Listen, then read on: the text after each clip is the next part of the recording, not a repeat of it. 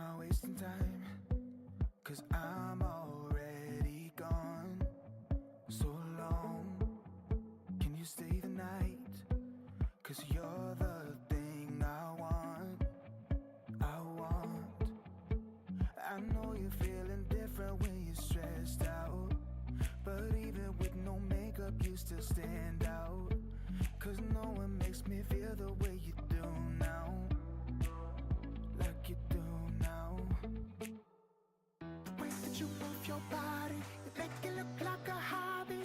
Every time that you touch me, it's electricity. Things we discovered underneath last night's covers. Everything came so easy. It's electricity.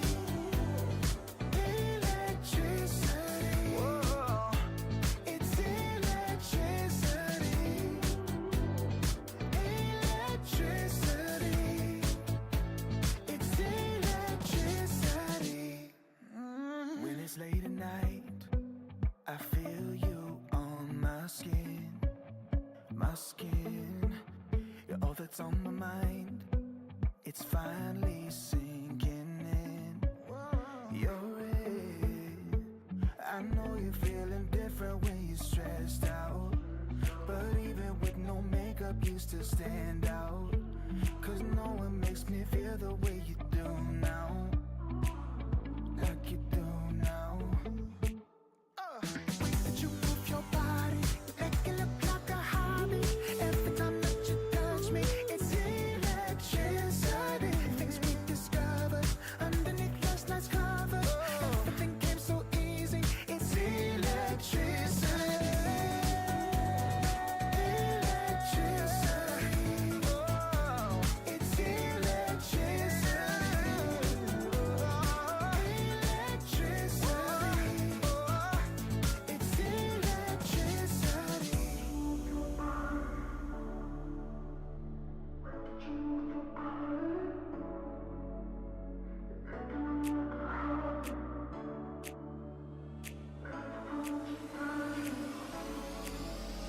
The way that you move your body, you make it look like a hobby.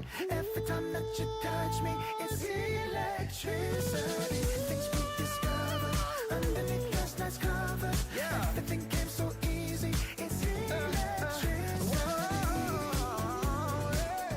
Electricity. It's electricity. You move your body. Electricity. You move your body. It's electricity.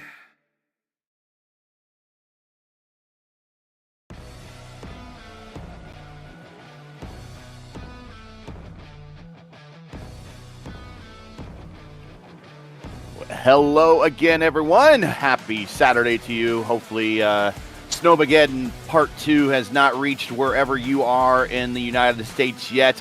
I don't know what it's quite going on over in the aisles over there where our co-commentator is, but hello, everybody. Welcome to Velocity Online Racing's coverage of rounds 4 and 5 of the Velocity Online Racing Signature Series, the IndyCar Championship for Season 15, as we come to you from the National Park of Speed, Road America, for the 6th time and the 6th running of the VOR Grand Prix at Road America. Joining me in the booth is the suave, smooth-sounding Jack James. Jack, welcome back to the booth. We have ourselves 2 sprint races today, and it's going to open up some possibilities at the points, because they're going to be full point races. But also, we started this season with 3 different winners. Going back into last season, we ended last season with 4 different winners. So in the last 7 races, we are 7 for 7. 7 races, 7 different winners. And if you can believe that, 7 for 7 ties a modern-day IndyCar record set in 2000, both at the same time, by CART and the Indy Racing League in the exact same year. Only the split could make that happen. But JJ, good to have you here. 2 sprint races, something we're not used to on the IndyCar side of things. Maybe you could dip into your bag of Formula One knowledge and talk about maybe what these drivers are going to prepare for here on the sprint side of things, where we're going to qualify, line up for qualification for race 1, and then we're going to invert the top 10 for race number 2. Yeah, I mean, it's fantastic to be finally back in the commentary booth alongside yourself, Gary, this evening. It's a little bit more my cup of tea rather than the ovals that we've been used to. But this is, yeah, as you say, this is the perfect recipe for, well, potentially 8 for 8 in terms of different winners over the last 8 races. Yeah, I mean, in terms of what the drivers are going to be struggling with tonight, I think it's going to be the ultimate task of making their way through the field and trying to figure out if it's the time to overtake or if it's the time to defend. You know, it's going to be a lot like a go-kart race, I think. Although if you make some contact in these cars, you're going to lose a lot of performance rather than push the car in front forward. Oh, we're getting ready to go, I believe, qualifying now. Where we have 2 groups to qualify, and then we have the Fast 6. Everyone needs to use the prime tire for these first groups, and then the Fast 6 will exclusively use the alternate red sidewall tire. On top of that, the drivers, when they start their sprint race, will have an option to start on a new set of tires, and they're not required to make any pit stops. We don't expect any pit stops to happen in the 12-lap sprint race. Typical stint here is about 13 to 14 laps, so we should finish well inside of that for these sprint races. Qualification Group 1 underway here on the racetrack as all of these cars are now starting to come out. I can give you an idea who Group 1 is going to be made up of. Group 1 is Altena, Lal, Christensen, Sol, Charpentier, Vogelzang, Stock, Watson, Clindy, Vince, Strombati. That sounds like something I ordered in a restaurant. I love that. Clegg and Jube. They are the 13 in this particular group. Group 2 is everyone else. It would be F. Tink, O'Sullivan, Henrique, Seigers, Presley, Hatsuma, Ortiz, Strauss, Ingrave, Salts-Abolics. That kind of sounds like something I get prescribed by my doctor. Fiolis, Grothist, Dan Inch will be the 13 cars in Group 2. 26 will be racing today, which tells me, JJ, that in the first sprint race, qualifications is really going to matter. Track position is king here at Road America, just because there's only very few passing zones that you could work on. And on top of that, there's a lot of long straightaways where everyone kind of just rides in line and you just need to wait for a mistake. So track position and passing people very fast, actually, I'm going to say this again. Track position is more important because you can't pass people very fast or make up a lot of positions on the racetrack just because of the nature of the racetrack. Yeah, exactly. I think the drivers here need to not dilly-dally in terms of qualifying because although it says 13 minutes up on the timer there in the top left of your screen, the drivers are actually restricted to 4 minutes per session. So we have enough time for both the groups and then the Fast 6 as well. So as much as you say, the track position is going to be super, super important, but you can't be sort of doing what you see in Formula One, where they leave 7-8 second gaps to let the air in front settle and have maximum performance. I don't think that these Indy cars need to have absolutely perfect air to have some good qualifying times put down. But talking about overtaking spots as we ride on board with Dan Inch here, I think this is going to be one of the big overtaking zones. Oh, Christensen, sorry. We ride on board with it was the Alzheimer's Association sponsor that threw me off there a little bit. But yeah, into turn 3 there, that 90-degree left-hander was probably where you're going to see most of the moves made today as we see. Whoa! Into the litter.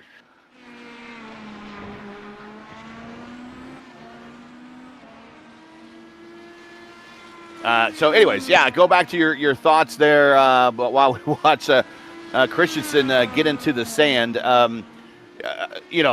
There is Wisconsin is known for some beaches right along the Great Lakes, but that is not the beach that he wants to be in, as we still have cars that have not taken time yet. If you could believe that, if you get an X here, you go off, that invalidates your time. So some cars out there still struggling.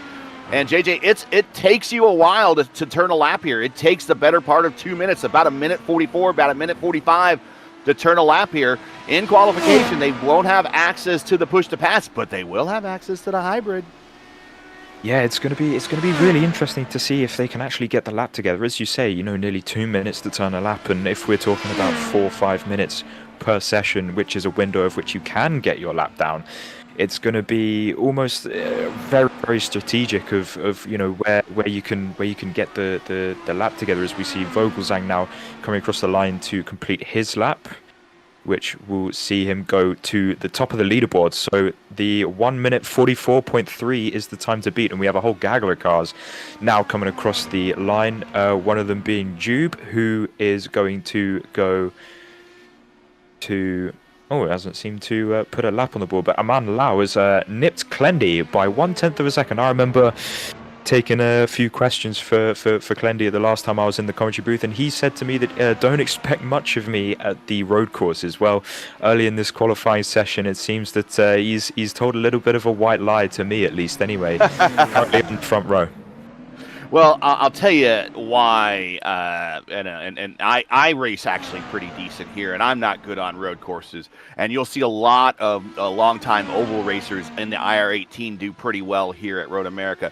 Not because of it's not a very technical racetrack, but it is a racetrack that traditionally is a long time. It's been historically a long-term IndyCar racetrack, so it typically appears always on the official series.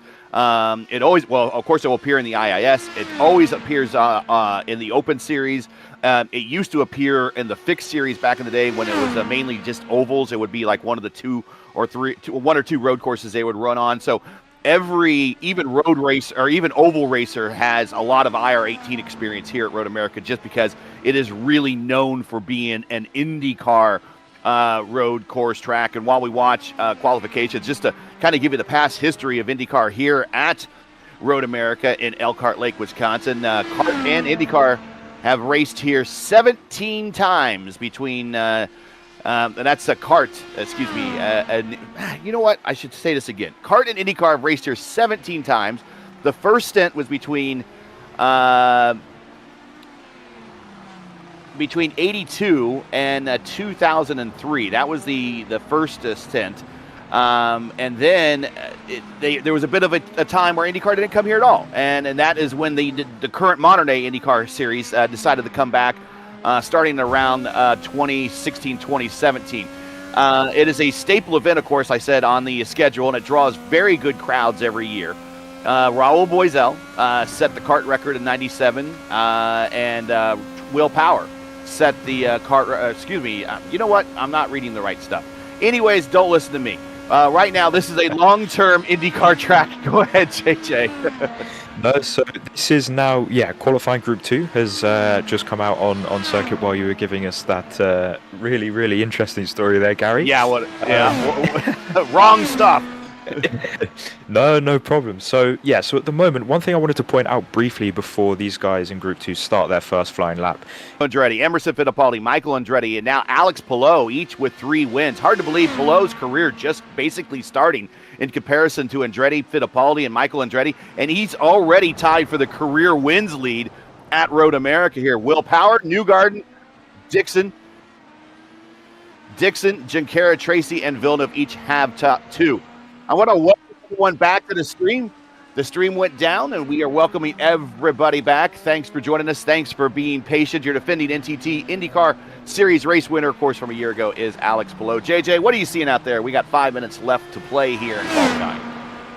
Yeah, so from what I can see at the moment is pretty much similar to what everyone can see at home. Unfortunately, there was a little bit of a blip on our side, so I want to hand out a massive apologies for everyone who is trying to follow their favorite driver in this Group 2 qualifying session.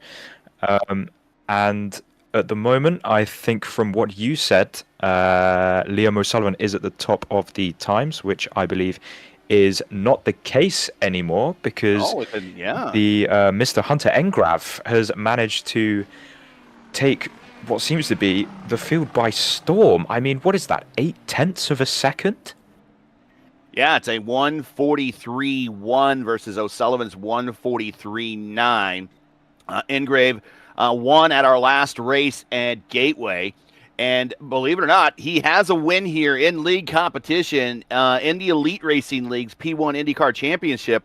Last season, they came to Road America, and he finished actually the race in either second or third but first and second had penalties applied to him because of contact on the last lap, and he inherited the win. So he has a win here. He hasn't seen the checkered flag other than being in second or third place, but he does have a win here, so he must be feeling the momentum from his recent success here the last couple of weeks in the IndyCar community, as well as here in Velocity Online Racing, feeling pretty racy out there for Hunter Ingrave, who is now 5th in the points.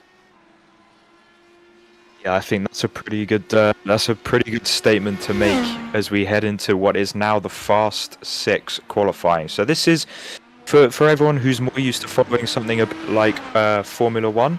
This is what IndyCar sort of calls as their Q3. So this is where the guys will go and fight for pole. And just what you might see on the side of the tyre there, you might see a red stripe instead of the clear white Firestone writing on the sidewalls. That means that these guys are now on what is known as the alternate tyre. So this is the softer of the two compounds, as I'm now looking at Kyle Clemworth making a little bit of a mistake there on his lap. I don't know if we managed to pick that one up or not, but he might have got away from that ever so slightly, as we're going to get a replay, I believe. Just drops it on cold tyres. So this is a new task that these drivers will have to get to grips with as well. So we're used to, so far, apart from obviously when we went to Mexico, that was the only other time that these drivers would have to deal with cold tyres on an IndyCar around a road course, excuse me. And it's going to be something that's going to be a bit interesting and a bit tricky to manage, especially as we come to the green flag in the best part of about 15 minutes time, Gary.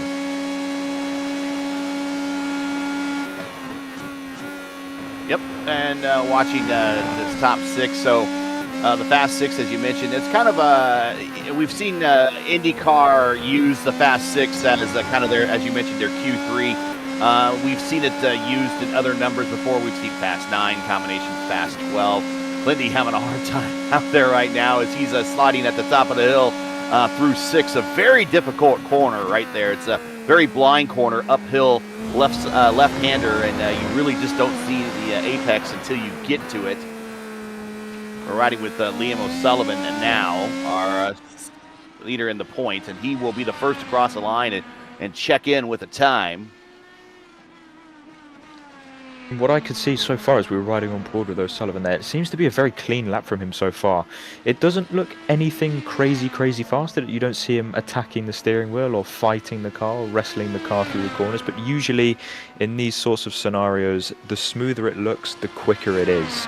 His first sector time at the moment is registering it as a 30.6, which has been blitzed by 1/10 of a second by Hunter Engrav on his most recent lap, who is the best part of, I'd say, around 15 seconds behind the man you're watching on screen now, as he now comes out of Canada Corner, up the hill towards the final corner.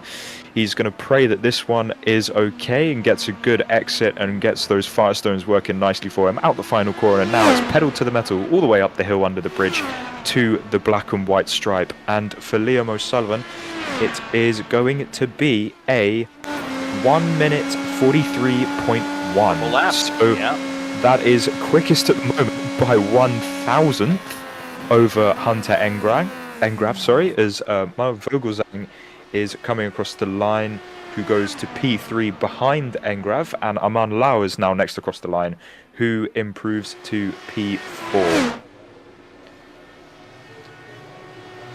We'll have 4 seconds left. There goes Engrav through, and he goes to the top with a 1:42.2 just at the shot of the gun. Clinty does not get a chance to finish his lap, and it doesn't look like Clegg went, so he's going to start 6, but a good start for Clinty, who gets himself into the top 6.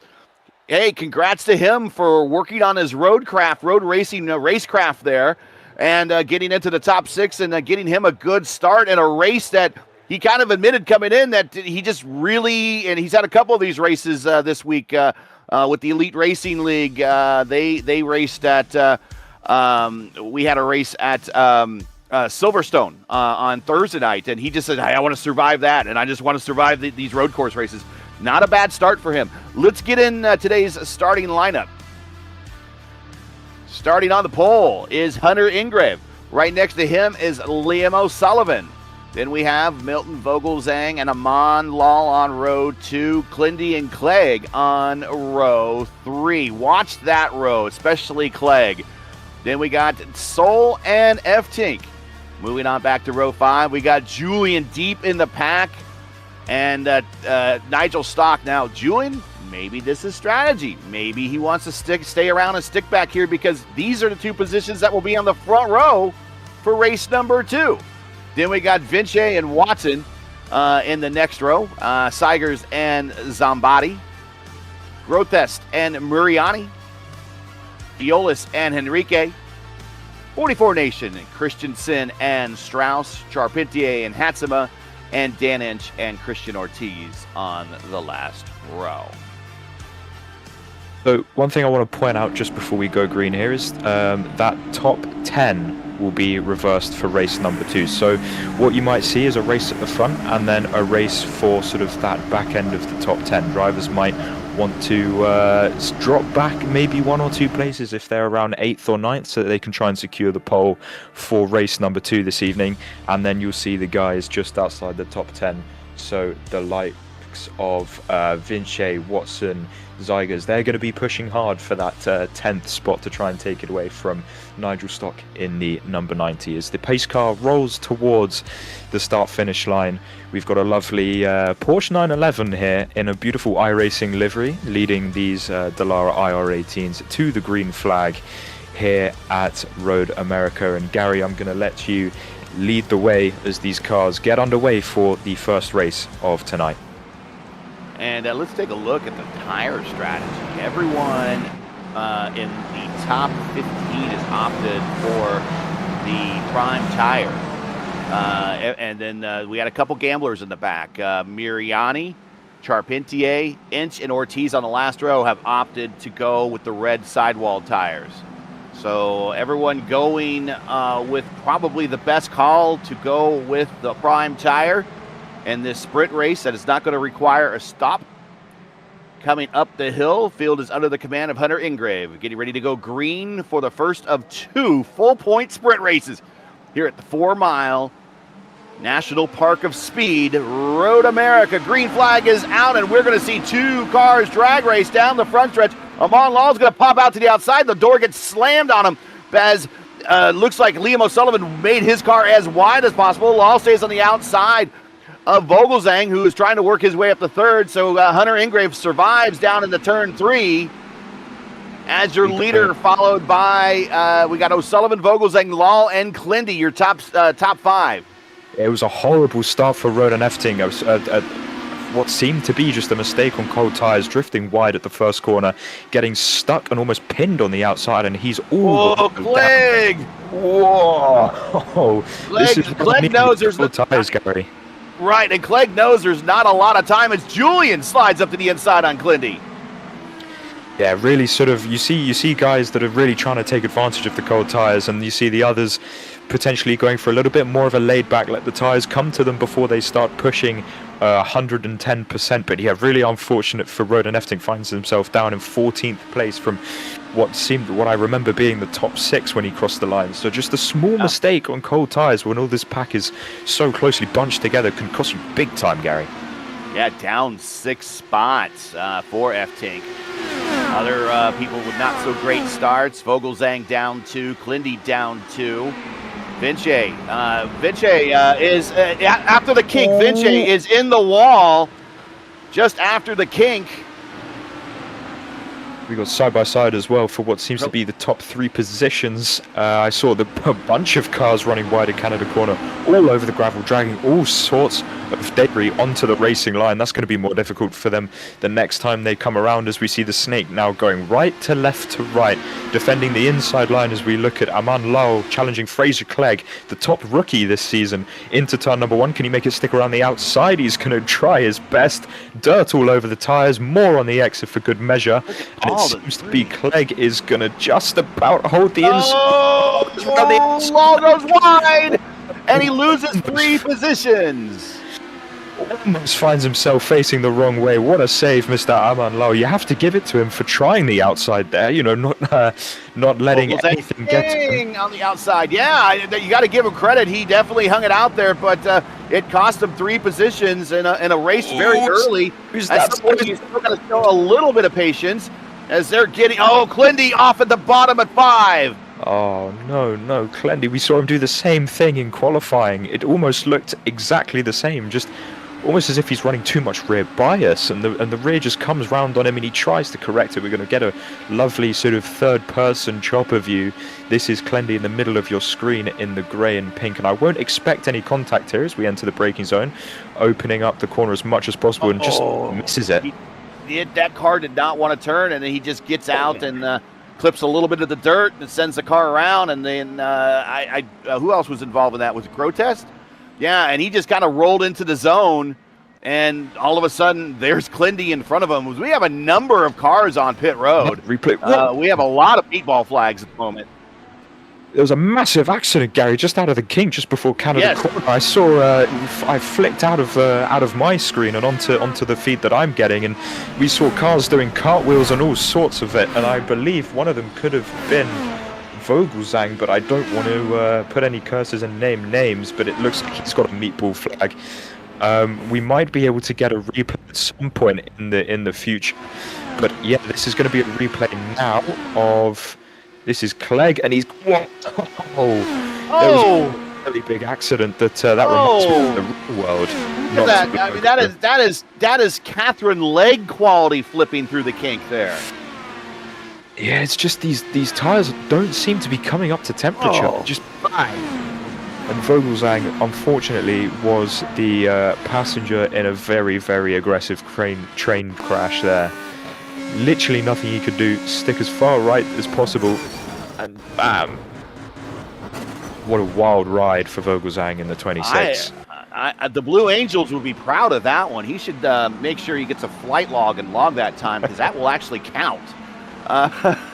The conditions, just to let you know, with these colder tires that we're speculating that is the problem, is 92 degrees on the track temperature, 66 on the ambient. The ambient kind of down there, but track temp a comfortable 92. It shouldn't be, tires should be coming up to speed fairly quickly. But back out on the racetrack, Hunter Ingrave now leads by 1.8 seconds, and he has a car between himself and Liam O'Sullivan. And Julian Altena back in a very familiar position. He is now on the bottom step of the podium. This guy has 2 wins and 2 podiums here. Well, let's say 4 podiums, but 2 wins and 2 third-place finishes here in the previous races that Velocity Online Racing IndyCar Series had here at Road America. And he's back in that same familiar position, P3 right now for the series admin, right behind him, Lau, who lost a couple of positions. Well, because of all that beating and banging up ahead of him, he now picks up a couple positions, and he's back up to 4th, right where he started this race. But right in front of Julian is lap traffic trying to get out of the way as they come down to turn 3. Yeah, so it's not like any sort of oval race where the lap cars can sort of do what they like and the leaders have to sort of work their way around it. The lap cars need to get out the way as soon as possible here. And I was just going to bring that up, Gary, before you mentioned it just now. Julian Altena, while all the chaos and cold tire shenanigans was kicking off in the first 2 laps, he's found himself up 6 places, back to 3rd place. And this is going to be, I believe, lap 1 and the start from the number 88 car, the Chevy, into turn number 1, and it's all going to stack. Wow! Talk about... dearie me. He needs to try out for the Packers because that was a long-distance punt.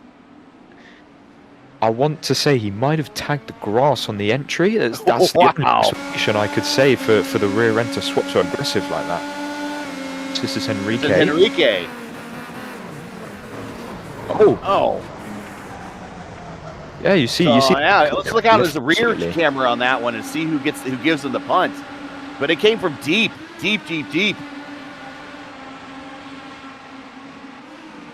Oh. Yeah, like I said, Charpentier should try out for the Packers because that was a long distance. He would pin the defense deep if he would have kicked that one. Yeah, unfortunately for Charpentier, that's not an amazing look for him. Everyone else managed to get it stopped, and it's almost like he was staring at his phone or something. completely misjudged the braking point, potentially unsighted, but it's something you need to be wary of, especially when you're sort of that deep in the field, and it's so easy to just completely write off 2 or 3 cars in front of you, and it doesn't do yourself any favors, especially in these single-seater cars where they haven't got front bumpers. The front bumper is an Aero device, so he's not doing himself any favors, nor anyone around him. As we now look at Anthony Hatsuma, this is your fight for the top 10, so this is actually quite an important fight, Gary, because this is going to determine who's going to sit on pole for race number 2, literally just after this in 8 laps time. Yeah, and on top of that, Hatsuma and Strauss in 9th and 10th, they're up 11 and 12 positions respectively. So these guys have managed to keep the car, as Luis Gonzalez Nunez like to say, on the dark side. It's like this is where the dark side. Oh, big twitch for Strauss going through 5 there. But this is where the dark side is actually a good thing, as opposed to Star Wars, where the dark side's the bad guys. The dark side is the racing surface here. And Hatsuma and Strauss have kept the cars on the dark side here and have worked their way up through a lot of attrition in front of them on the racetrack to get themselves in the position for the transfer to start on the front row at the moment. Yeah, Strauss is going to be liking this, though, as we see the number 11 of Jaco Seegers is closing in on this battle, and you sort of saw him having a look there just before the carousel on Hatsuma, and that will play all into Matthias Strauss's hands, because if he can secure that 9th place, that will secure him the front row start for the race at number 2, as it's almost like Seegers. Really just to the kitty litter, and that gives the position back to Hatsuma. It's almost like Tiger was hypnotized by Strauss's line and just followed him right into the grass. And now they're banging wheels going through Bill Mitchell Bend and into 14. And they just wrecked each other on the final corner, and I'm not sure exactly why. We missed that one, Gary. We were still looking at the replay of the first incident, but we're going to stay with this, and now we're going to see them, the banging wheels, and they're straight into the concrete wall, fellas. That is going to be a very abrupt end to your evening, or at least for this race anyway, and they're going to be starting way, way down the field. So that is going to be frustration and rivalries boiling over the edge, and he sent it completely up the inside, and unfortunately, Mr. Jaco, that was never, ever, ever gonna work. Very reminiscent of the Scott Dixon Will Power practice incident, where we saw the second sighting of the Will Power bird, double bird. And I'm suspecting that there might be double birds said over the radio on that one. That just really seems odd. And we'll let the racing stewards take a look at that. We won't make a call on it. But Amon Law managed to get around Julian, and then Julian back around Law. So this is a battle for 3rd and 4th. They keep swapping positions. And not too far up the road from this battle is another Altina Autosports car, and that is your points leader, Liam O'Sullivan, who now is thinking, even if I don't finish this race in P1, I'm going to get a lot of points over Clegg as Julian. We're hearing that they're... Okay, we're hearing something from the stewards about a possible DQ. We'll look at that. Remember, all standings are unofficial after these races.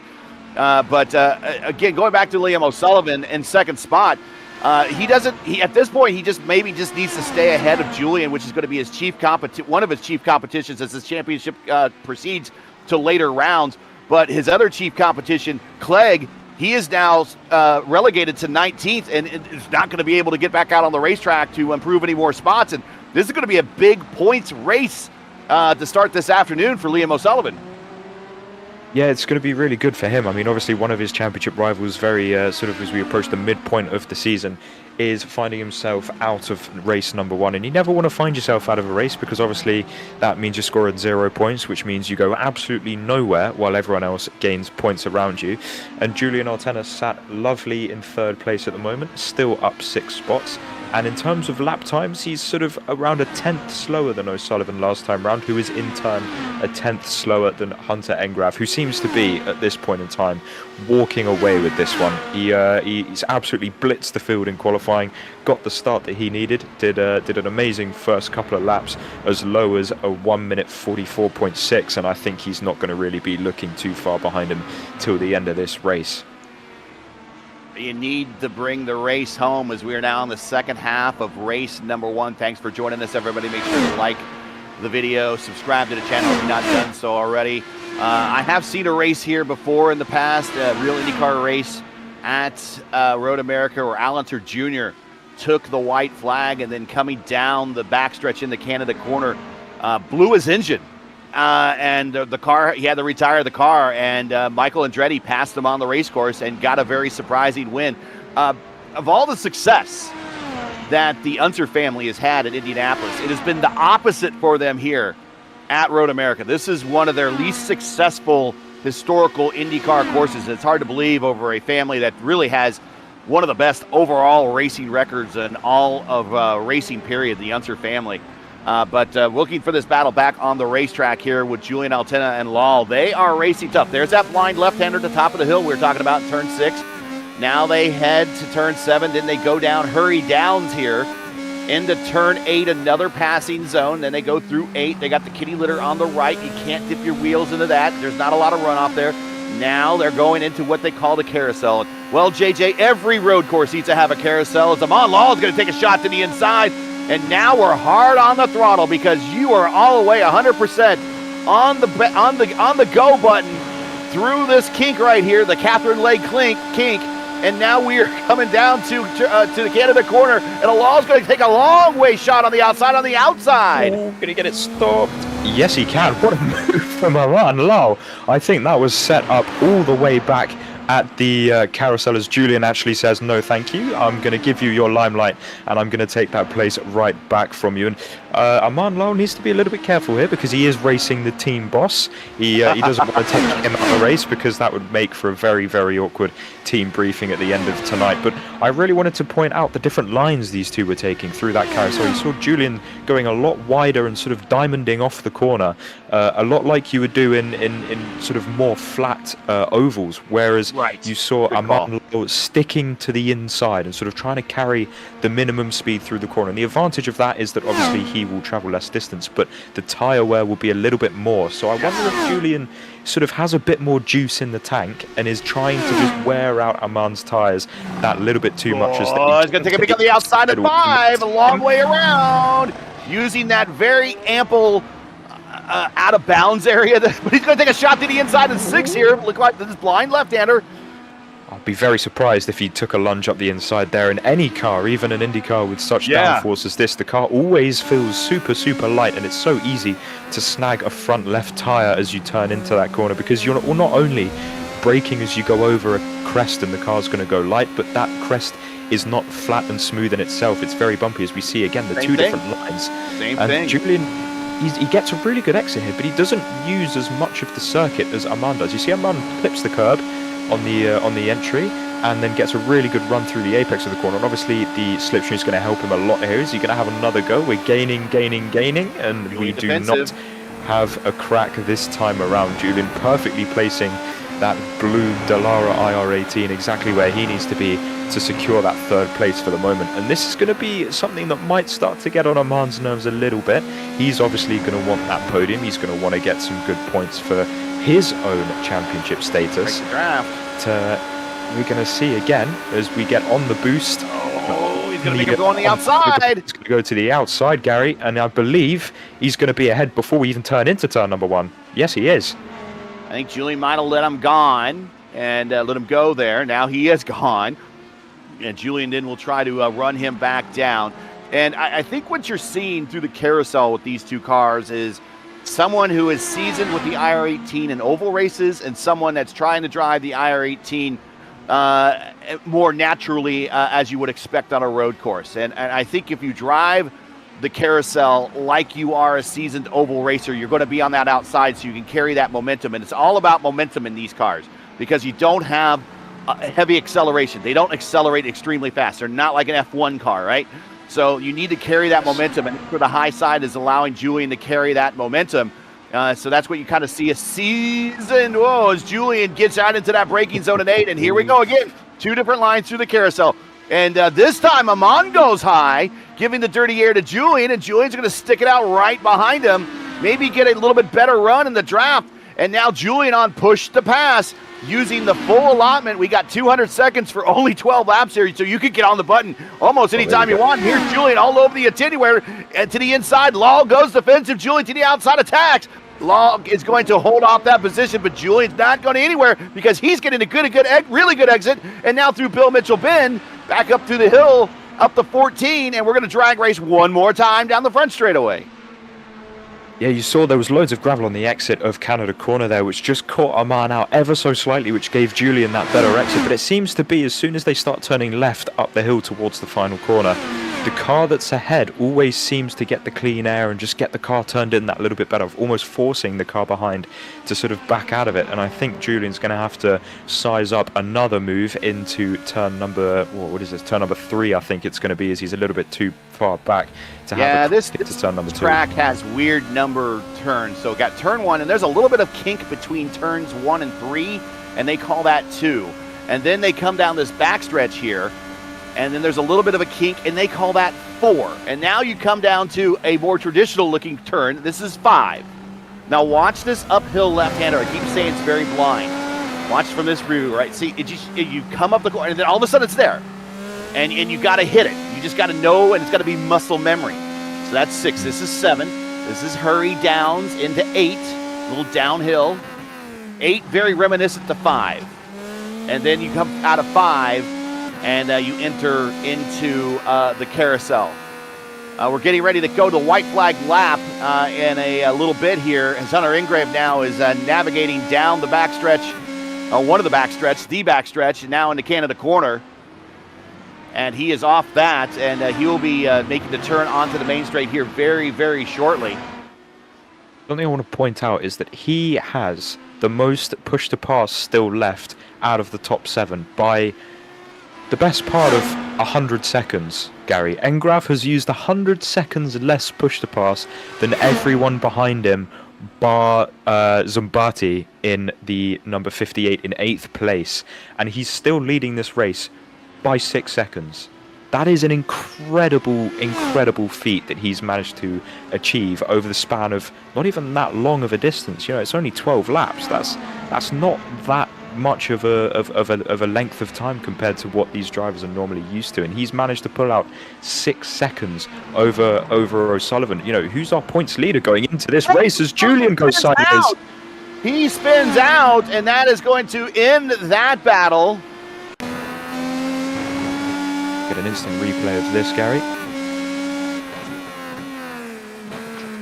That was through turn 3. Yeah, that was through turn 3. Lucky he didn't hit the grass. He just spun it through, and the tarmac slowed him down. So that's going to end his battle. Unfortunately, that's not going to be another podium finish for Julian, as he is now going to be relegated to 4th.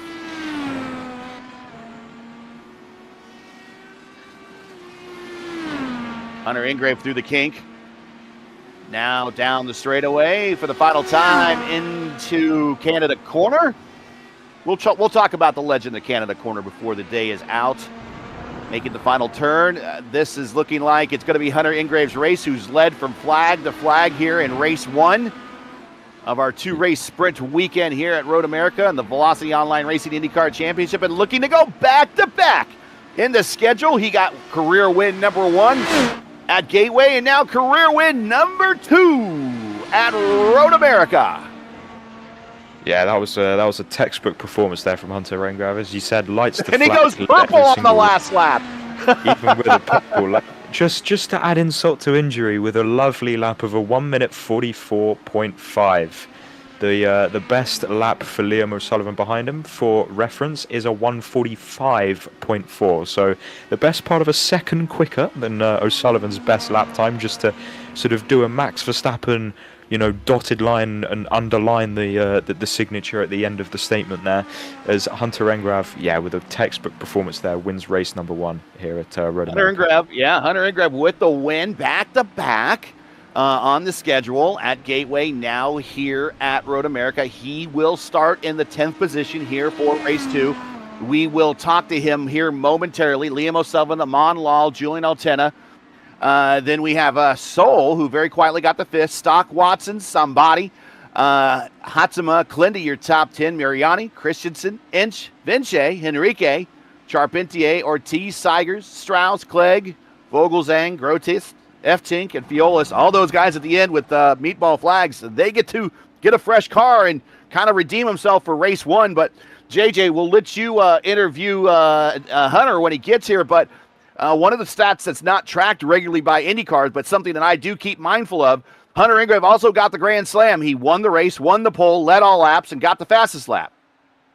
Yeah, that's a statement you want to make coming into your first road course appearance in the Velocity Online Racing Series, isn't it? I mean, you know, he's definitely done his homework before turning up here tonight. And it's not like the rest of the guys on the grid are not doing their homework as well. You know, these guys will put in a lot of laps because they all want to win the championship. They all want to win races. They love to compete. They love being the best, and they want to be the best. And, you know, when you then have someone like Hunter Engrav just coming along and pretty much wiping the floor with everyone that stands in his way, that's going to be that is quite the performance and makes quite the statement for whether he comes back to the series for our next oval visit, or whether this is sort of a 2 race and done sort of affair for him. All right, so we're getting ready for race 2. We're getting ready to grid right now. Wow, the weather conditions have changed. Definitely have changed very drastic. Current conditions now, track temp was in race 1 in the 90s. Now track temp is at 71%. Ambient temperature 66. Humidity at 95. JJ, I might have you check the radar. We might have rain in the forecast for this second of 2 sprint races. But here's something that I thought I would never say, but eventually, I guess at some point maybe I should think about his racecraft on these road courses is getting better and better. But I thought I would never say it, but Clinty's going to start for the pole on a road course race, folks. He starts on the front row right next to Hatsuma.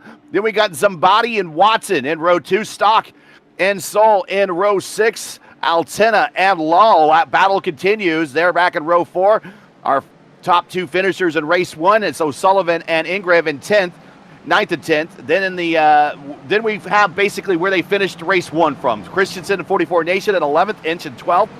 Vince and Mariani in 13th and 14th. Enrique and Charpentier in 15th and 16th. Ortiz and Seigers in 17th and 18th. Strauss and Vogelzang 19th and 20th. Watch Vogelzang. We know he's very good on these road courses. He'll want to come from deep in this field very quickly. Clegg in 21st. We know he will be coming to the front very quickly. Grotes, I think, is starting on pit road or is not in race 2. He's not loaded in yet, but F-Tink and Fiolis on the back row as we're getting ready to go green here for race number 2 of our 2-race doubleheader here, sprint race doubleheader at Road America here in the Velocity Online Racing IndyCar Championship Season 15. Green flag is out, and the field is under the command of Clindy and Hatsuma.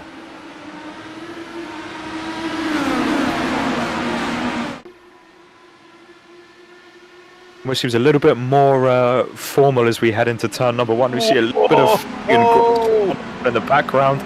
Everyone seems to be making it through okay this time around. You need to watch the cars sort of in the background. The blue, darker sort of 2 Altana Autosport cars, they're the ones you want to be watching as they're side by side. These are your 2 championship protagonists. Julian comes out on top that time around, and they've already made up 1 and 2 places respectively.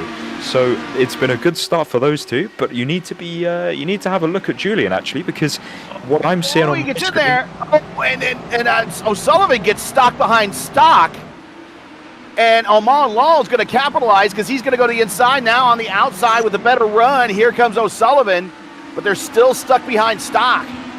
Left the inside liners. I believe that was, who was that? I think that was So, who actually lost a bit of his front wing, but I seem to... Big send for Julian to the inside. Yeah, I saw a part go flying, but I think iRacing forgave him as the part grew back. Yeah, this is going to be really difficult for these guys to get back through. I mean, Julian's on the alternate tyres, so that seems to be why he's managed to get that car fired up and away super, super quick, putting 2 cars in between him and O'Sullivan at the moment, who's going to no doubtably take another one and pick one off here into Canada Corner, and Amon Lal looks like he's going to try and follow him through as well.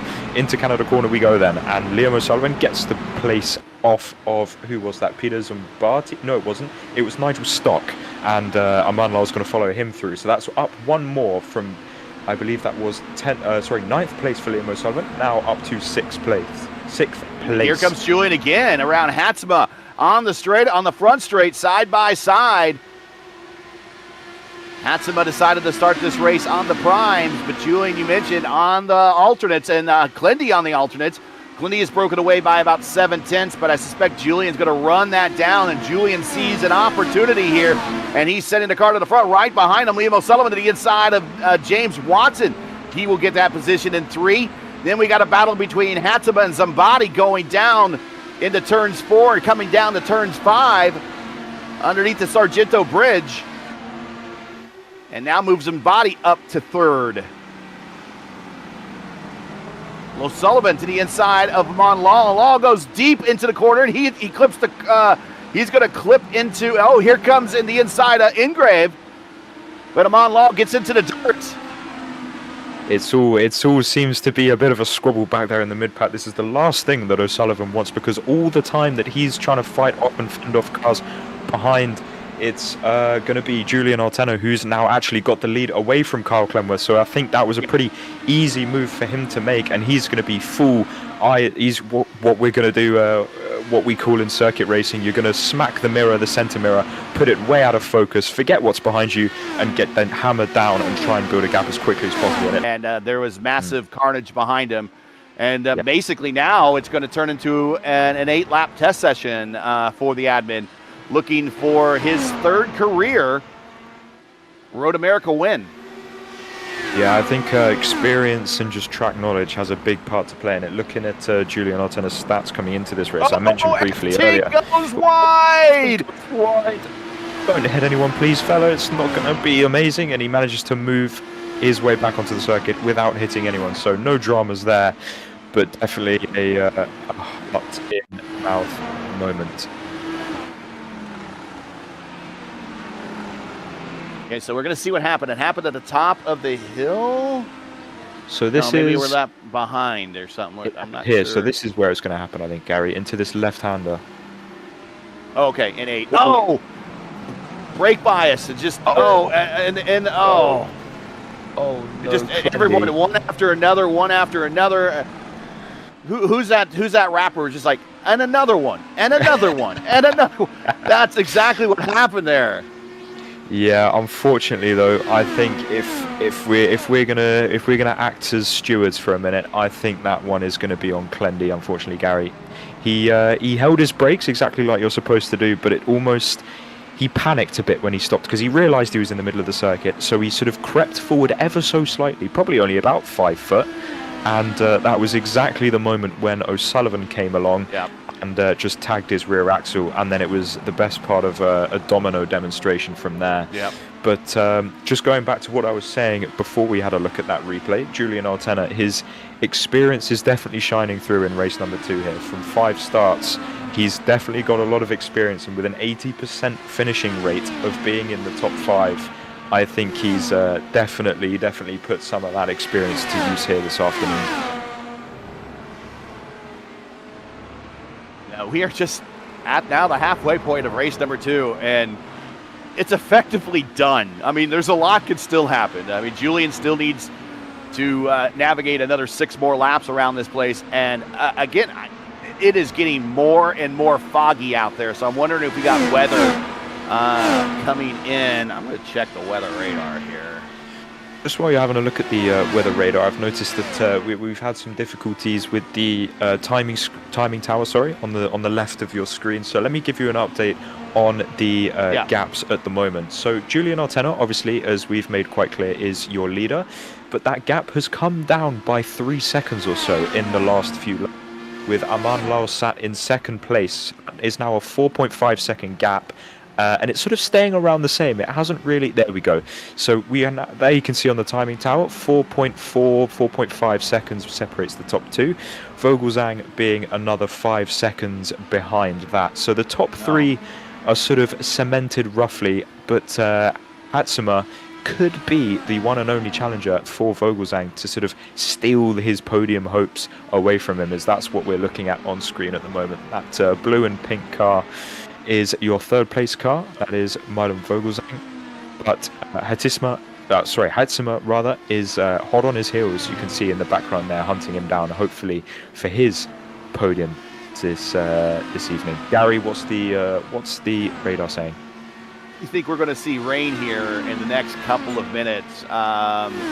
Saying at right now there's a 0% chance, but at 5:15 in sim, it goes up to a 50% chance at 5:30. But this race should be over by then at 74% chance of rain. We're at 5:12 in 5:13 now in sim time. So in the next lap or two, we might see the early drops of rain. And now we've talked about we didn't have to come to pit road for anything. There's a good chance that they're going to have to come to pit road and put on the wets. So we're looking at heavy rain then towards the closing stages of this race. I think wet enough to definitely put on the wet tires. Okay, that's going to be interesting. We might see someone take a gamble, and almost like in the Formula One games by Codemasters. If you can predict which lap the rain's coming, it sort of tends to always come at once there in the F1 game. That we don't really have a high level weather system like iRacing, where it can rain on two corners of the circuit and then be clean for the rest of the time. But it's going to be, especially for these next few laps, when the rain starts to come down but the circuit isn't quite wet enough, it's going to be who's going to be brave enough to carry the speed through the corners, to put the load through the slick. And I think, to be honest with you, Altena is probably going to be the best off with that softer compound of tyre, because that's going to generate more heat, it's going to generate more energy, and it's going to keep that tyre warmer and give him that same stickiness that he will be experiencing at the moment while the track is still dry. It was back when I watched Formula One a lot more regularly, and I can't remember his name. It was his only Formula One start. He led the race.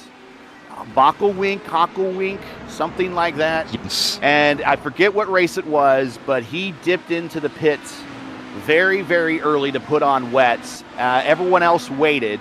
And then by the time the downpour came, as Julian goes fastest lap that time, 1:44.9, he already had the wets on and eventually worked his way up to the lead. Never was seen or heard from again in Formula One. Somebody can do that today, maybe, if we get into a situation that they know the rain is coming, if they're paying attention to it and they suspect it's going to get here. They might actually get into pit road and start putting on the wets right before the rain hits to be prepared when it does go full wet. Showing now we're at the 5:15 moment in time here in sim. We're still at 0%, but when we get to 5:30 in sim, which this race should be over by then as we only have 4 laps to go, we will be at 98% chance of rain. So rain is coming one way or another. Whether we get it or not by the time this race is over, I think we will in the late stages. And if that case, do you just stay out there on the slicks and rough it out? Or do you take a gamble and throw on the wets and see if you can make up some positions? But right now, this field is so spread out. I don't know. I would just maybe gamble and stay out in what I came with. Yeah, I think I'm gonna go with you on that option. If we had sort of a big pack of cars that were fighting for some good juicy points, maybe you want to be that car that dips into the pits early and try and come out with an absolute blinder of a strategy and take all the places back off them and steal all of those points. But when we're looking at sort of 5 or so seconds between each car, and maybe we have 1 or 2 cars next to each other like we see here with Rodan Eftink and John Christensen, it's not really that worth doing. It might almost be a sense of you just want to follow the crowd, because everyone's going to be on the same conditions, everyone's going to be struggling with the same thing as you, and if you then decide to be the black sheep and go the other way, it could go amazing, but it could also go the other way. As battle for position here. Yeah, he decides to go the other way, up the inside. No contact, or well, what looked like no contact, and John Christensen didn't really fight that one too hard. I think that was, I don't know, looked almost like it was meant to happen. Jaco Steigers showing with the black flag on the racetrack. He might have reached the incident limit, I'm guessing. That would be a drive-through penalty. Mr. Producer Man, can you remind me who finished third in race 1?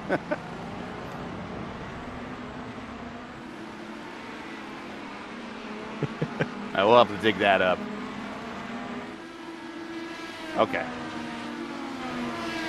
So it'd be a good day for Aman Lal if he can. Yeah, so he was third place finisher in race number 1, and we're looking at him on screen at the moment, sort of in a little bit of no man's land. Yeah. You can see Julian Altena out in front, way up the road though. I mean, he has brought the gap down from 7 seconds to 3 seconds. And it is shrinking. It is now under 3.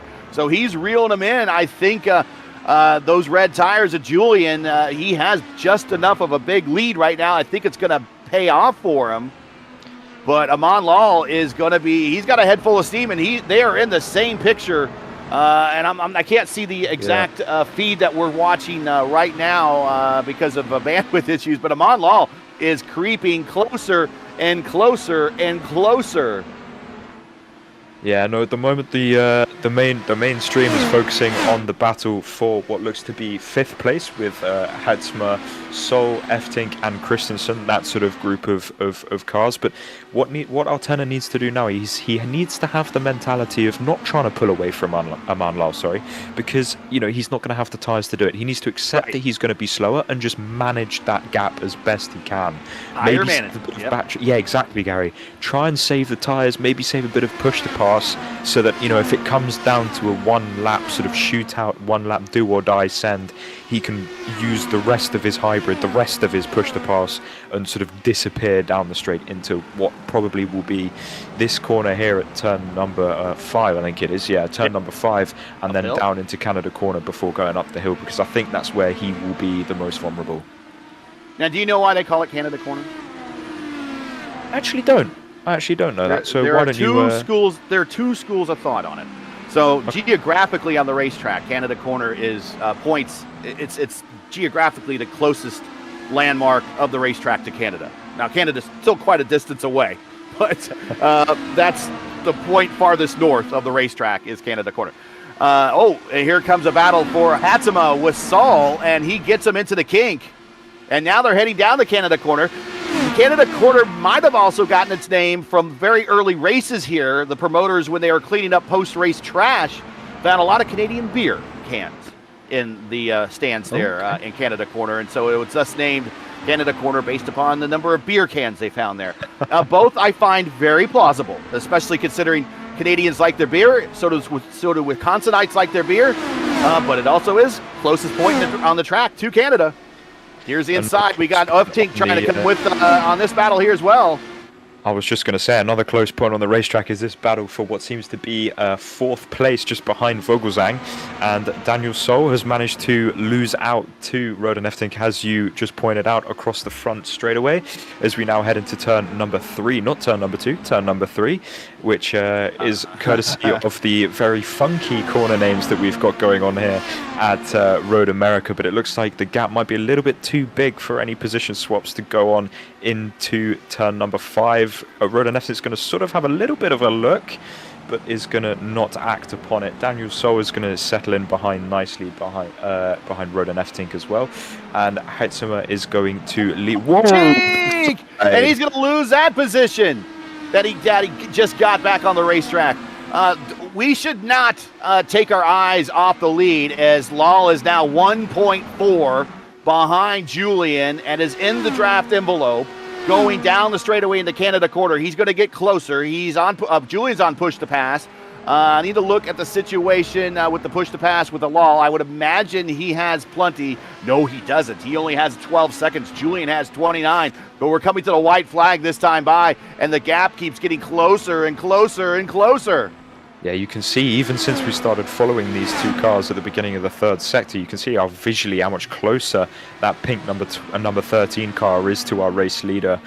It's going to be intimidating, but I think Julian's going to have it. If Aman Lal only has that 12 seconds of push to pass, he's really only going to have one opportunity, and I doubt he's going to try anything into turn number 5 this time round, still being a second behind, as we've got more swapping for position as Eftink takes back 5th place. Probably shouldn't really have needed to do that, but a mistake meant that he's made his work cut out for him a little bit more as we head on to the final lap for these guys.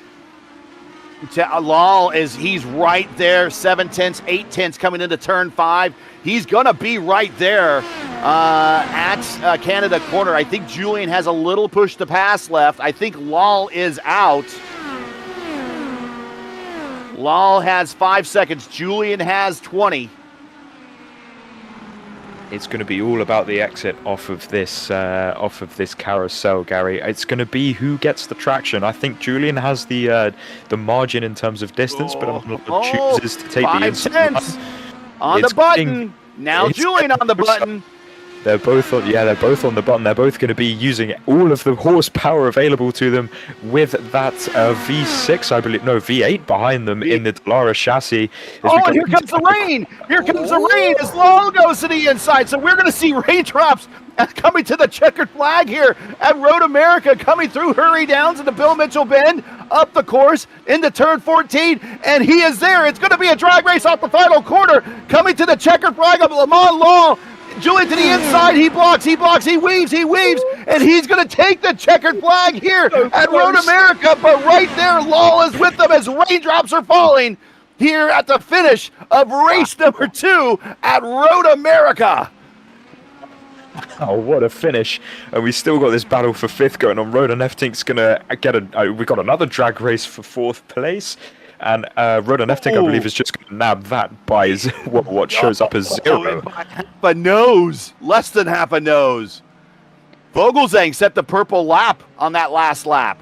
So closers be closing in the both races here at race 1 and race 2 at Road America. Hunter Ingrave set the purple lap on the last lap for his purple lap. And then Vogelzang, who came home 3rd, will get the purple lap for this particular race. As we're going to watch this battle here, as it's maybe half a front wing plane in plate. That's about as close as you can get. That is an incredible finish.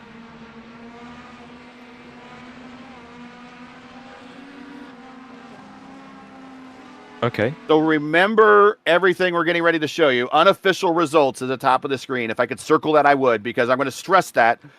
We're hearing that there might be some penalties involved with some of the top 10 finishers. So keep that in mind when I'm saying that this is unofficial. Julian gets the win. This is, it's been a while since he's been in victory lane, so he's going to be very happy. Amon Lal second. A good day for him, JJ. 2 podium finishes. Vogelzang, he had the great recovery drive. Remember, he had an awful race number 1. Rodan Eftink, also good recovery drive for him. He had an awful race number 1. Hatsuma is in 5th right now. Remember, unofficial results. Sol Christensen in 44 Nation with the top 10. Vince in 8th. Strauss in 9th after a very bad first race. And Charpentier in 10th. We get to the page 2 when we get a second here. And then we got Stock, Zambati. We got Ortiz, Watson, Clindy, Seigers, Fiolis, Clegg, Miriani, Inch. And showing Inch and Miriani is still in a tie for 20th for some reason. So, again, unofficial. Just take this for what it's worth. Enrique, O'Sullivan, Ingrave, and Grotest is your 24-car field.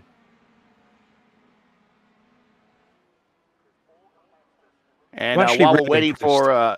Go ahead. No, I was going to say, I'm actually really impressed with Martin Vogelzang with that recovery in race number 2. I mean, you said that the first race didn't go his way at all, but looking at the timing sheets, he's up 17 places. And I think that is just a courtesy of just keeping his nose clean. Everyone else had that massive pile up in front of him, and he managed to pick his way through and came away with a podium in sort of what seemed to be. I'll have to ask him if it wasn't like that, but it almost seemed a little bit like a test session for him, more so than for Julian out front.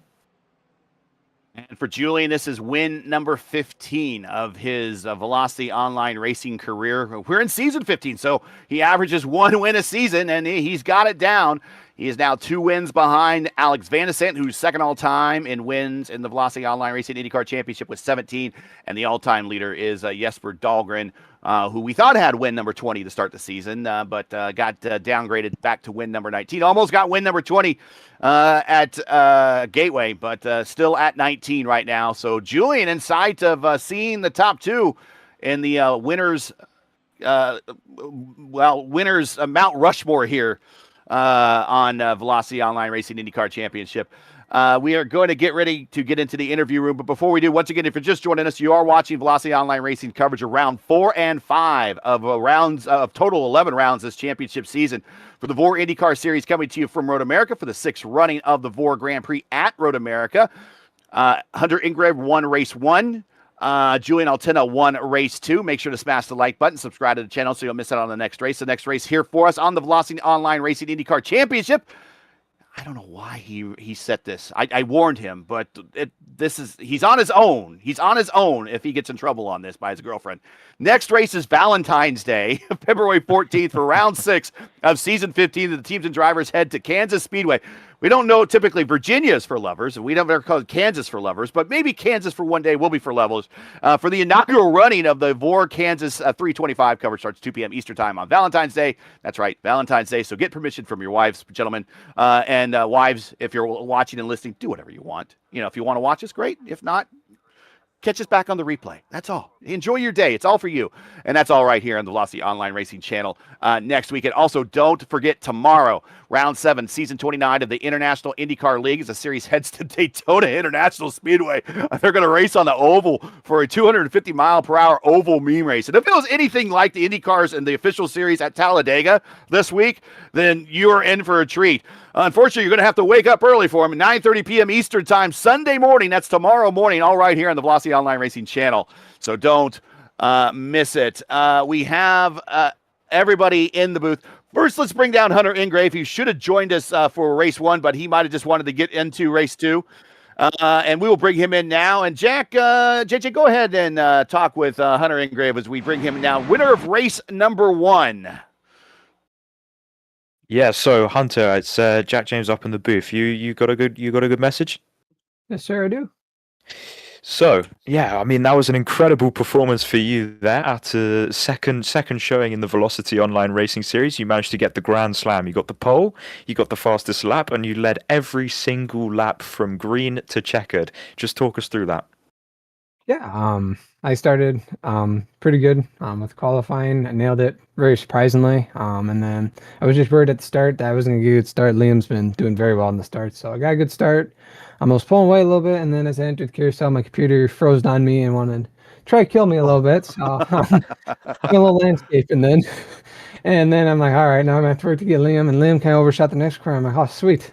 And I took the lead, and I was just trying to get the break away from the draft and everything, and after that I was just kind of manage the tire temps and everything and not wear them out and not burn them, which they were starting to get a little toasty towards the end, but just kept the car underneath.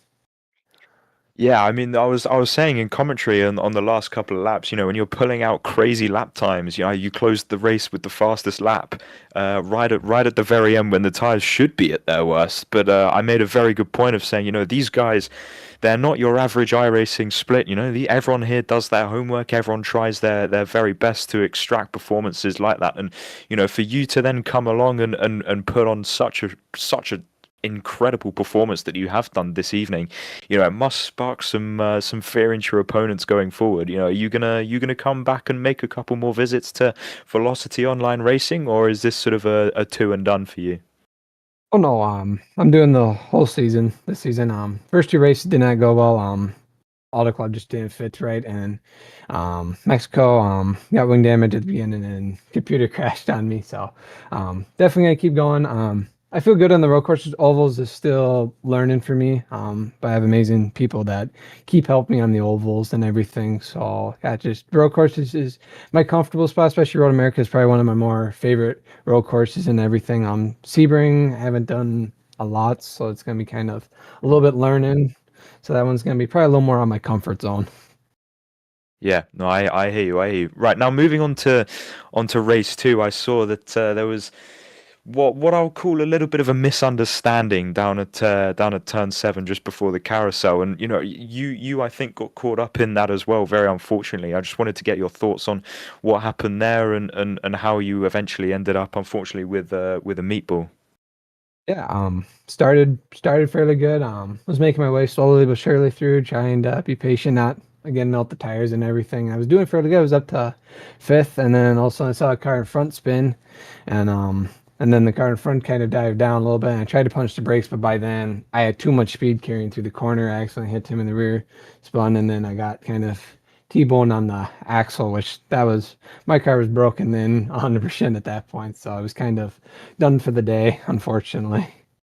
Yeah, no, I don't think you were the only one that unfortunately met a fatal end there. I think Liam O'Sullivan was another one that unfortunately found himself out of the race very early on. But before I let you go, Hunter, is there anyone you'd like to thank, team sponsors, family members for today? Yeah, first, my mom and dad for always watching these and everything. You guys for always in the booth, every single one of you guys always do a phenomenal job and everything. All my teammates at Rogue Race and everything. Plenty did very well in qualifying. He did extremely well, so very, very proud of him. And yeah. All right.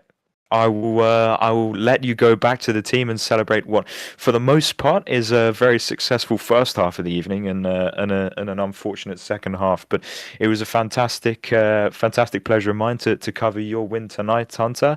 And yeah, I will catch you very soon, no doubt. That was Hunter Engrav, Gary, winner of race number 1 here at Road America. All right, let's bring in our podium for race number 2, and joining us is Milan Vogelsang. Milan, tale of two halves for you. Race number 1. Well, let's just not talk about race number 1. We want to forget about that. Massive shunt. Things happen. But a great recovery drive for race number 2. And not only did you get a good finish, but you had to drive from deep in the field, 17 positions bettered, improved to come home in 3rd. Congratulations. And we got it in right before the rain really got here. Yeah, thank you. The race 2 was crazy. Started 20th, I think. After lap 1, I was 12th, and after lap 4, I was 4th, which became P3, and drove it home after that. Talk about just the race in general. There was a big battle kind of with F-Tink and Hatsuma, but you kind of pulled away from it. And what really worked well for you here at Road America this second race, other than not getting taken out by an incident? Were you looking at a similar type of performance probably for race 1? Were you on pace for that? Was another podium finish in race 1 and just was taken out by the podium, or taken out by the incident, or was race 1 or race 2 more of an improvement? I mean, you tell me. I mean, you started deep in the pack on this one, so I don't know what you did differently, but was there more aggression on this particular start? What was the difference between this race and the last race? Yeah, race 1, I knew I had good pace, started 3rd, but was a little bit careful because cold tires aren't my best point. Yeah.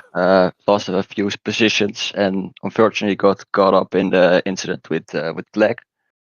But yeah, that meant race 2 was a bit more difficult from the back, so I had nothing to lose. Started real aggressive and got many places with that. Before we let you go, any shout outs, friends, family, sponsors, anyone you want to say hi to? Yeah, I guess if I have to thank somebody for this result, it's probably Clendy because he cleared everyone in front of me. I don't know if Clindy's gonna be. Well, I don't know. We'll see what Clindy has to say about that. Anybody else you want to say hi to before we let you go? Yeah, thanks for my teammates for the support, I guess. All right. Well, that is Milan Vogelsang, not the greatest race 1, but redemption race in race 2, and he ends his day on the podium in race 2. Congratulations, Milan. We will see you at the next race. We're going up to Kansas next. Yeah, bye. All right. I think we are getting updated points. I know at least one race has been updated. That has been round 4 with the Hunter Ingrave win. So we have one half of the points updated right now. With that said, after at least the first race today, Liam O'Sullivan has a 38-point lead over Clegg, and then a 42-point lead over Julian Altina. And we'll find out when points for race 5 get inserted here in a little bit. We'll update everybody on that. Let's bring in Amon Law. I'm going to turn it over to JJ for Amon. who finished second today here. And pretty good race for him, both on the podium and on both races. Yeah, no, 100%. Aman Lau is Mr. Consistent of tonight's racing. Aman Lau, how was that for you? You know, you managed to get 2 podiums out of what seemed to be a bit of a Hunger Games event. Yeah, no, I'm really can't complain with the results, to be honest, second and third. So, you know, having such a bad start to the season, like championship wise, it's going to be quite good to catch up now with these results. But yeah, in terms of the races, both of them had 2 pretty big incidents. One happened, well, they both happened right in front of me. So yeah, just like avoiding that was quite difficult. But it was a really good battle in both races with Julian as well. Like after race 1, I was sweating like crazy, and all of a sudden straight away we're into race 2, and then even that one I was like chasing him down, like pushing like crazy just to try and catch up with him because I knew his red tires would fall off at some point. But with the cooler conditions, I guess they held on a lot longer than I expected. Yeah, no, that was going to be my next question about the different tires that we saw everyone choosing in race number 2. We noticed at the start of the race, O'Sullivan was really struggling compared to drivers like yourself to sort of fire up the black tires and make the progress. And then unfortunately, he got tangled up in the second massive incident that, as you said, happened right in front of you. But in terms of the format for this sort of evening compared to what we're used to with the one longer races, you know, do you prefer the rapid fire shorter races, or do you like to sort of settle into a race and really let strategy play an aspect as well? I mean, I do like the strategy with the pit stops and the fuel. You know, having a sprint race, it does mix things up a little bit. Like we've just seen now, it can create a lot of chaos as well. So you get maybe unusual results sometimes. So yeah, I quite like the sprints. You know, you can just push flat out, and if there's, well, generally the fastest driver would win the race, like we saw in race 1. But unfortunately, second race, quite a few people got taken out up at the front. Yeah, no, I mean it definitely makes for a more exciting spectacle to commentate on up here in the booth. I don't know if all of our drivers this evening would be totally pleased with what's happened tonight. I think we'll definitely have some people more happy than others. But I mean, in terms for you, I think it's been a pretty good evening, don't you think? I mean, you know, as you say, two podiums, a big chunk of points, and after a start to the season that, as yourself said, probably could have gone better. This could be the turning point for your season.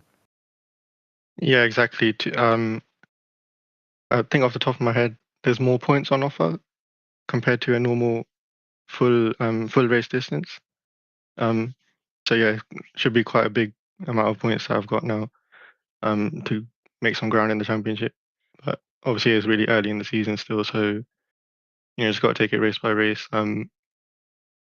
It doesn't help that I missed Gateway last week, so yeah, just got to make up for those points that I potentially missed out on. Of course. Well, I mean, as you know, the momentum that you're going to build from this double strong finish here tonight is going to definitely carry on to the next event in what is that, about 2 weeks time over at Kansas, and you know, I think you're going to be just fine, buddy. I think you're going to take a lot of momentum from this, and you're going to be swinging and going in with your chest held high into the event in 2 weeks' time. But before I let you go, is there anything you want to say to friends, family, sponsors, team members, anyone that has helped you out with the good result today? Yeah, you know, great job with the team again. You know, I mean, it probably sound like a broken record, a lot of us, but like we've been working quite well, I think. And the results speak for themselves. And obviously, thanks to you guys broadcasting this race. Like it's quite good watching it back. You know, I think I was watching the Fuji race back, and I was on the edge of my seat at the end of that race. So, you know, it wouldn't be possible if you guys aren't broadcasting the race for us.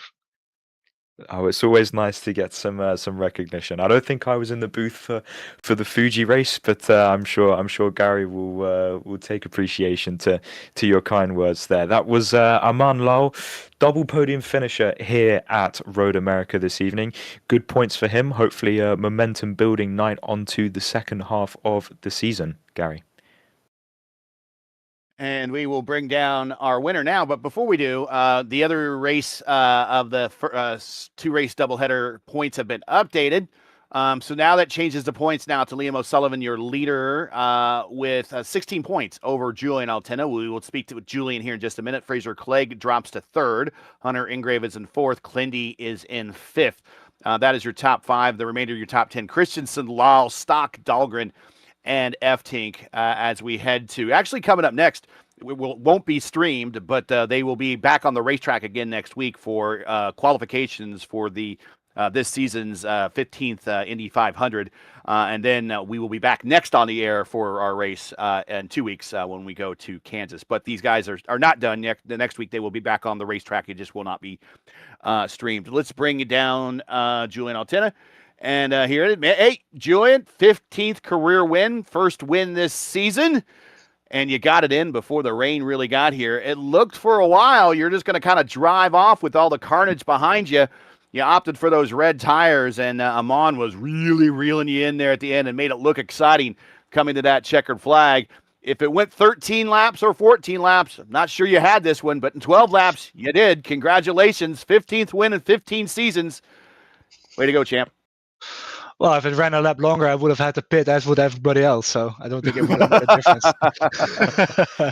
No, but I think I was watching a few snippets of the stream back. I think Jack already covered pretty much what I was going to say. Like, I have experience on the F1 games, and that's how I kind of knew how to play this thing. Like, the rain was either going to come on lap 3 or right at the end of the race. And I was kind of gambling on it coming really early.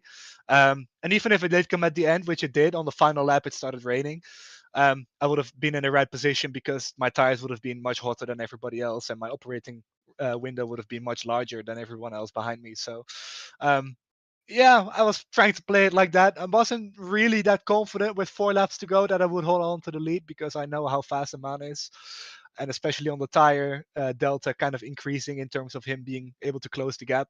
I was really worried about him passing me on the last lap. I just knew I had to keep my push to pass available to defend from that, which I did. And yeah, it was kind of a drag race to the line. I probably could have maximized the final corner a bit better, but I just wanted to play it safe, and it all worked out in the end. But the F1 game experience that, even though it's been quite a while, it's definitely paid off here today. So just really happy when I saw everyone crash behind me. It made it a lot easier. Another podium finish for you here. You have a pretty good record at this racetrack. I know why you like to schedule it on the schedule. You are now second in the points, 16 behind Liam O'Sullivan. We're going to head to Indy Quals next, but the next time we actually pay points is going to be in the inaugural race at Kansas, a track that I know you're very familiar with in terms of watching many fixed series races or oval series races there. Bit packy where anything can happen. Your thoughts looking forward to Indy Quals? How's the pace? And then going forward to our next televised race, what's your thoughts on our inaugural race? It's hard to believe after 15 seasons, it's the first time we've ever been to Kansas, but your thoughts on Kansas? Yeah, Kansas is going to be interesting. I think the setup we have is going to be providing an interesting race with a bunch of tire wear as usual with 1.5 milers. So yeah, I'm expecting it to play out similarly to Texas that we've run many times in the past, even in daytime. So should be a decent enough track for me to hopefully get a top 5 and keep closing the gap. I'm not sure you looked at the refresh page, but my gap is showing 9 points, so that's even better. To Liam. Oh, yep, 9 points. So Yep. That is gonna be very spicy indeed. As for Indianapolis, I know I'm not a qualifying beast or anything at all. I'm just gonna try to get in the first half of the field and then just wait 175, 180 laps and then kind of go to the front. So yeah, qualifying, I'm not really bothered. I know I'm not fast in qualifying trim. I know Liam is gonna sweat the heck out of that. So he can have that one as long as I win the race for a change. I'll be happy. And even then, if I don't, there's still 2 sprints coming up and another couple of ovals that I'm pretty decent at. So I like my chances so far. Talk about the team. Not a bad day for the team. Team second and third in race 1. Team first and second in race 2. Dominated the podium on both halves of the doubleheader here. Got to feel pretty good about that. Yeah, absolutely. I mean, the team is pretty road centered as a whole. I think everyone kind of comes from a road course background. A lot of us are switching to ovals, so the craft, I suppose, even though we're not up there with the aliens, like we know how to play out races and everything. So there's not much for us to really gain on that front, other than a bit of speed here and there. But execution-wise on road courses usually is pretty good. So yeah, I'm not really worried about that. But yeah, as you say, it was a pretty good day for the team. But I have to say, compared to the likes of Glendy, who did do a great job today, by the way, in terms of pace, we definitely have the upper hand on these kinds of tracks. Not so much when Luis Nunez and those guys kind of show up. Luckily, he is moving to a different country, so he couldn't be here.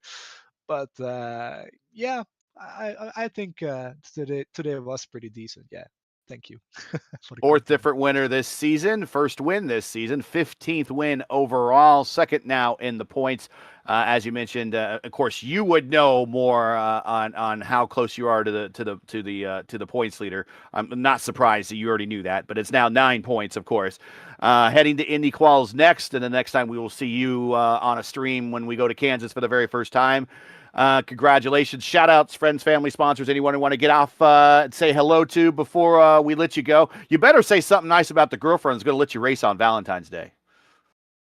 Are we racing on Valentine's? Oh no, we are racing on Valentine's Day. Yes, we are. Oh well, I mean, I forgot. Yeah, no, that's right. I did already discuss that with her. No, I'm taking her to. I am taking her to dinner the day before, so I hope that makes up for it. But I mean, we discovered a really nice Argentinian steakhouse, so I will need to ask Pedro Blebel for some really good tips about what to eat, because I've had the same twice now. So third time I should try something different. That sounds actually pretty good. I don't mind. I wouldn't mind some nice South American picanha. Yeah. Yeah, it's very very expensive, but it's worth. Oh yes. Oh yes. Oh yes. No, but yeah, of course. I mean, you kind of put me in a bad spot here, Gary. But thanks for that. Thanks to you guys. You putting us all in a bad spot on Valentine's Day with wives. That is true. I honestly, I didn't even think of that. It was very selfish of me. No, but thank you guys as well for being here. Howie does a great job. Not so much today. Still love you, but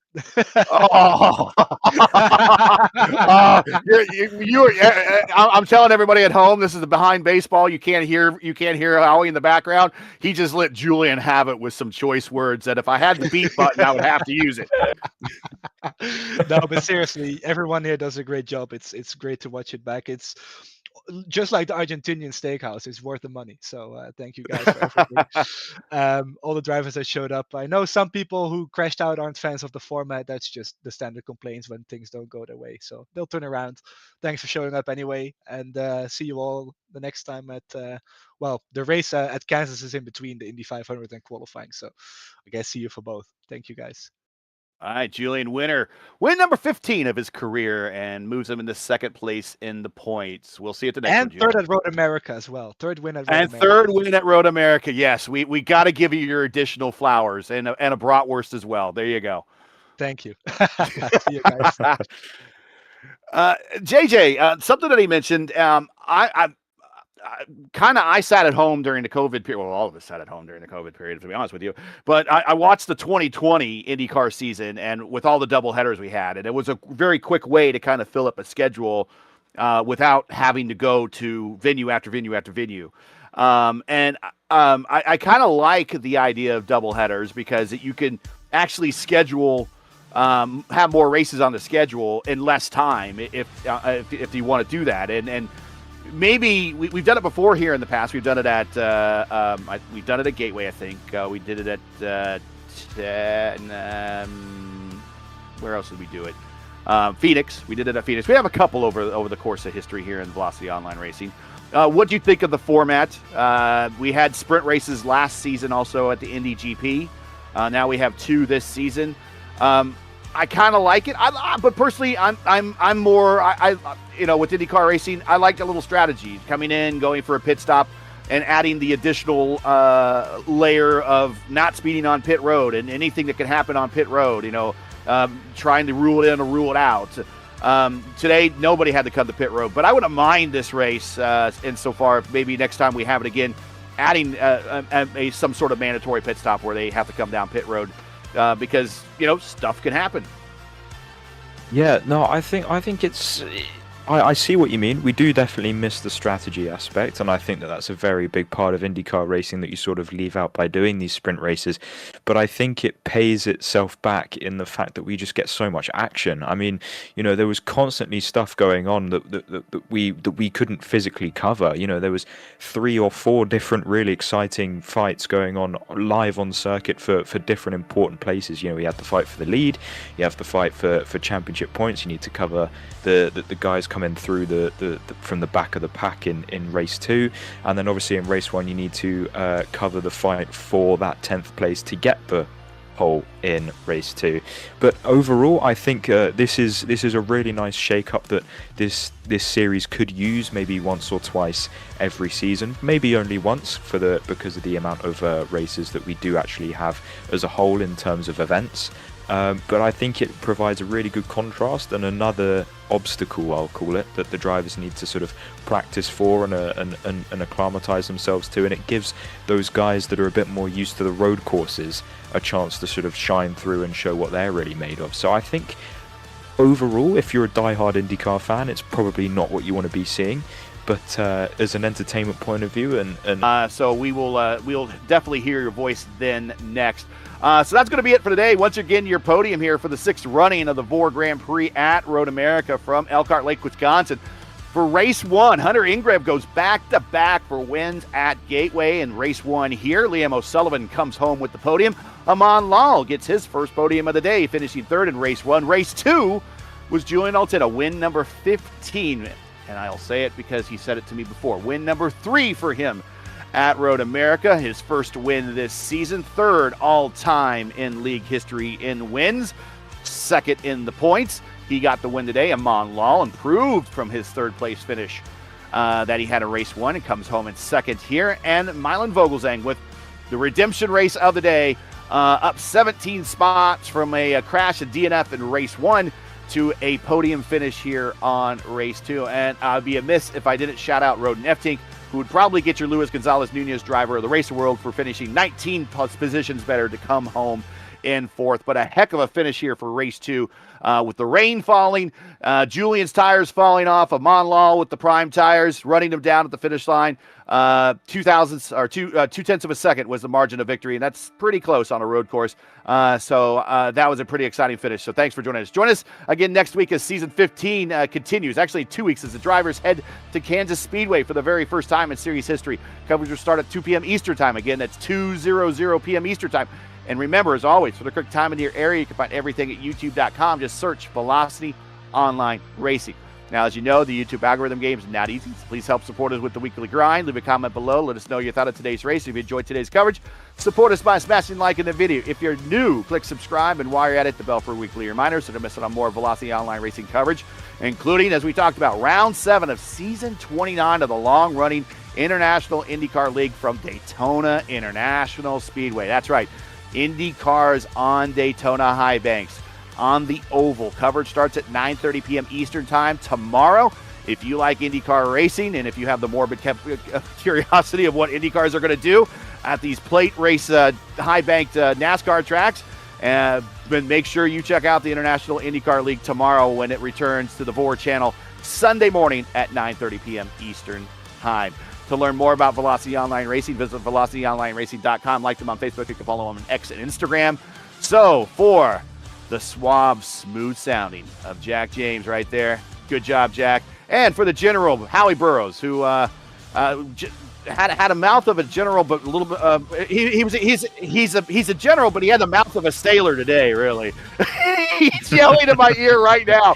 But he did a fantastic job, all things considered, on the board. He got us live. He kept us there most of the time.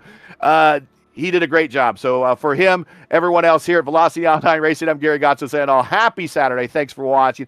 And to all of our men and women serving in the military as first responders, Godspeed, God bless, and come home safe. Catches are good right here on Valentine's Day, gentlemen. February 14th in Kansas. Is Kansas for lovers? Well, we'll find out at the next race of the Velocity Online Racing IndyCar Championship. We'll see ya.